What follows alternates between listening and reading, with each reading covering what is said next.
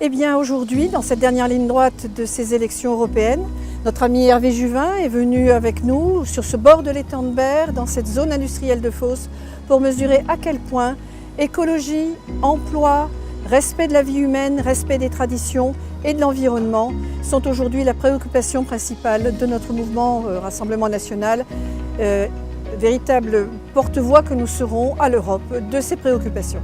Je suis venu ici parce que l'étang de Berre, ça a été un modèle. L'étang de Berre, après les sinistres écologiques, il détruisait toute vie dans les années 1980, a été l'objet d'une concertation assez exceptionnelle, la première en son genre, entre les industriels de la pétrochimie, des plastiques, entre les professionnels locaux, notamment de la pêche et de la conchyliculture, mais aussi des loisirs, et tout simplement entre les résidents riverains de l'étang de Berre. Cette concertation a permis de diminuer de manière considérable les pollutions chimiques et les pollutions industrielles. Elle a permis à l'étang de revivre, elle a permis aux activités traditionnelles, et notamment la pêche et la récolte des coquillages, de reprendre vie. Et elle a permis aux habitants de retrouver cette richesse d'un écosystème, d'une biodiversité extraordinaire et d'une beauté des paysages que nous avons savouré ce matin. Mais voilà, rien n'est jamais gagné en matière d'écologie. Un mélange de sécheresse, de nouvelles pollutions industrielles, de mauvais contrôle des lâchers d'eau a provoqué de nouveaux sinistres écologiques en 2018. Des espèces qui étaient revenues, de nouveau ont disparu.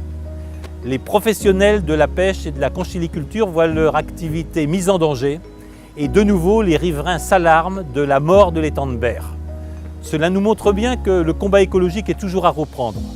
Cela nous montre bien que les écosystèmes ne peuvent pas survivre à une exploitation économique démesurée, illimitée et sans responsabilité.